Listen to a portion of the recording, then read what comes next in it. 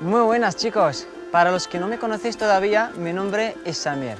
Este vídeo es muy especial porque contaremos con un periodista especialista en datos, Jesús Espinosa. Con él vamos a conocer cómo desmentir las noticias falsas sobre la inmigración. ¡Vamos allá!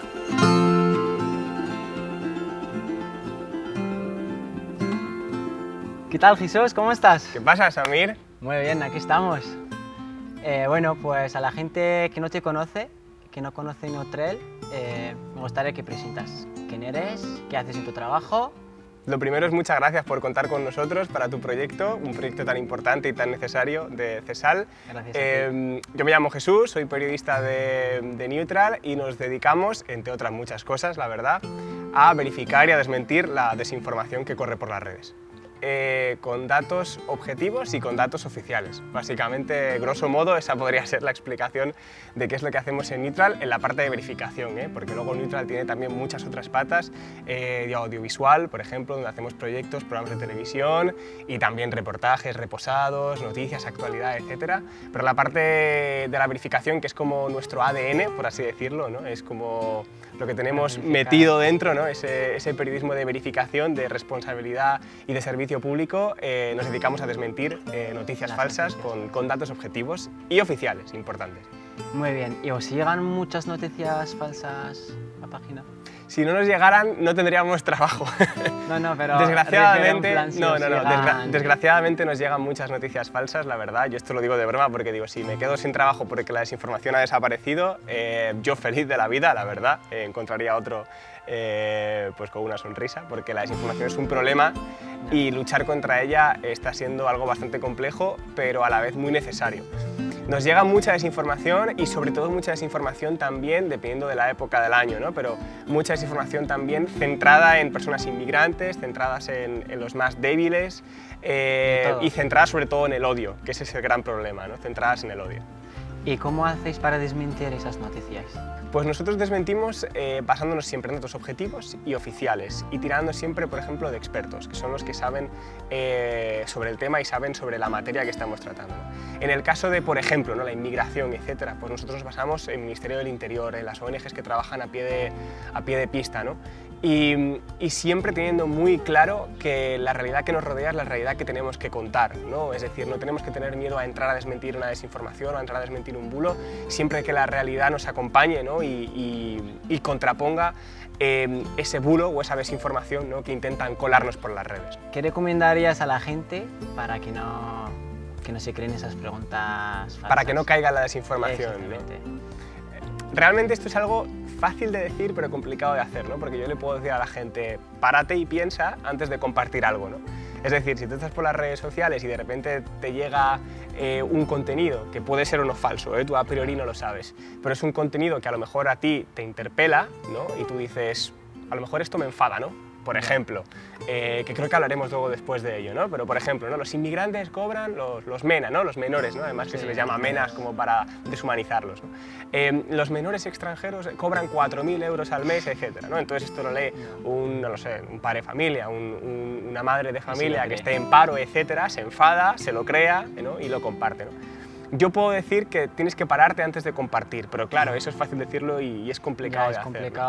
Es complicado de hacer. Yo creo que la clave es la responsabilidad, ¿no? Es decir, tener la capacidad para discernir qué puede ser falso y qué puede ser cierto, ¿no? Y eso, aunque sea complicado, es posible hacerlo. Es decir, antes de darle a compartir, antes de darle a retuitear, nosotros tenemos un lema que es sin verificar no compartas, ¿no? Entonces, esa es como la máxima. ¿Cómo se puede prevenir la desinformación a priori? Pues verificando y ya después compartiendo, ¿no? Es decir, dejando todo en cuarentena y luego ya lo compartes cuando sepas que es cierto. Y para verificarlo, por ejemplo, ¿cómo lo hacéis para verificarlo? Nosotros seguimos varios pasos a la hora de verificar una desinformación o un posible contenido falso, ¿no? El primero básicamente es basarnos en datos objetivos y en datos oficiales y en expertos, ¿no? Es decir, nosotros le presentamos a los expertos el contenido que queremos verificar y ellos son los que llevan la batuta, ¿no? Es decir, porque son los que controlan el tema y nos dicen, pues mira, esto puede ser falso, esto puede ser cierto, los datos oficiales son estos, etcétera, ¿no? Y luego, evidentemente, basarnos en administraciones también oficiales y administraciones públicas, por lo que te he dicho, ¿no? Gobierno de España, Ministerio del Interior, sobre el coronavirus, el Ministerio de Sanidad, ¿no? Y además tenemos varios pasos importantes que siempre seguimos. llamamos, que son varios como puertas de entrada, ¿no? Antes de publicar una información. Es decir, si yo verifico un contenido, un compañero mío lo va a releer y lo va a volver a verificar. Después lo van a verificar nuestros editores, ¿no? Nuestros jefes lo van a volver a releer y lo van a volver a verificar. Y una vez que estemos todos, claro, y una vez que estemos todos en el mismo punto, es decir, que todos estemos de acuerdo en que este contenido es falso, que los otros oficiales dicen otra cosa de lo que estamos leyendo, ¿no? En ese contenido, y estemos seguros de que hemos hecho un buen trabajo, ya ahí publicamos, ¿no? Es decir, ahí tenemos que ser, y lo somos, muy rigurosos, porque nosotros vivimos de nuestra credibilidad. Entonces, si nosotros nos equivocamos, que puede ser, porque somos personas, ¿no? Claro. Todos somos personas y todos nos equivocamos, si nosotros nos equivocamos, ¿no? Que sea por un error humano y no por haber descuidado una desinformación o no por haber descuidado a la hora de verificar un tema, ¿no? Tenemos que ser muy pulcros, lo somos, y tener muchos ojos, ¿no? A la hora de verificar un contenido.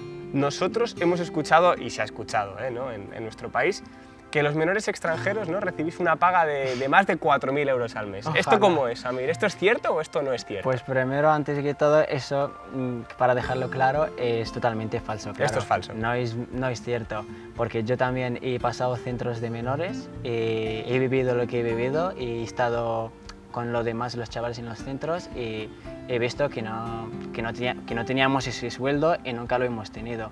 Entonces, en mi experiencia, que yo he estado en uno de los centros menores aquí en Madrid, entonces nos daban paga. Yo me acuerdo que al llegar, la primera semana y la segunda, nos daban 6 euros a la semana. Y desde allí ya no nos daban nada, o sea, ya ni a mí ni a nadie. Entonces, lo de 3.000 euros al mes me parece, o sea, es una cosa... Es desinformación, es falso. Desinformación y una falta de respeto a todos los menas, porque no es cierto. Ojalá si fuera cierto. Hombre, si ganaras 4.000 me podrías dar un poquillo, ¿no? Claro, quizá. Pero es que 3.000 euros y la gente, pues entiendo que la gente que está en el paro y todo, que escucha estas noticias, normal que cojan odio a los menas en general y a los inmigrantes que vienen de otro país, pues... es normal también que se enfaden ellos, pero... Totalmente. O sea, que me parece súper feo que digan que nos daban de paga 3.000 euros, porque no es verdad. Lo que sí que es cierto es que vosotros sí que estáis tutelados por organizaciones, ¿no? Por ONGs, que sí que reciben dinero, evidentemente dinero público, porque ellos tienen que tener también recursos para poder trabajar con vosotros, exactamente, ¿no? Para la comida y tal, pero 3.000 euros... Pero en ningún caso son 3.000, 4.000 euros para vosotros. Para nosotros no, o sea, como si fuera una paga mensual. Podría ser, a lo mejor, por el tema de comida, el tema de cosas de limpieza para el centro, pero para nosotros, o sea, que nos lo dan de paga para nosotros para que luego vayamos a hacer, o sea, con el dinero lo que nos da la gana, pues claro, obviamente eso es falso, ¿no? Es falso, claro. Tú ya no estás, ¿no? En un centro de acogida, tú ya estás independizado. Exactamente, a los 18 años, pues salí del centro de menores, estaba con una ONG, es donde me han ayudado para conseguir el trabajo, con CESAL, duré ahí como un año. Aprendí ahí más información, hice un curso de camarero y bueno, pues el día de hoy pues estoy bien, gracias a ellos, estoy trabajando en un restaurante.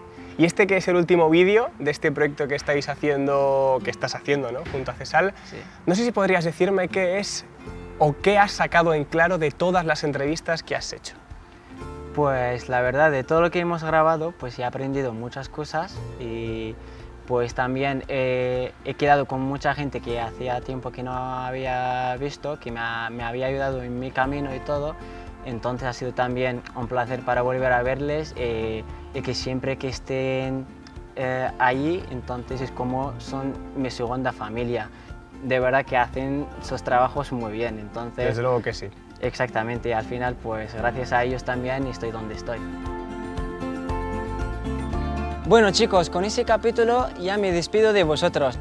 Os recuerdo que me podéis seguir en las redes sociales para más información de este tipo. ¡Hasta la próxima!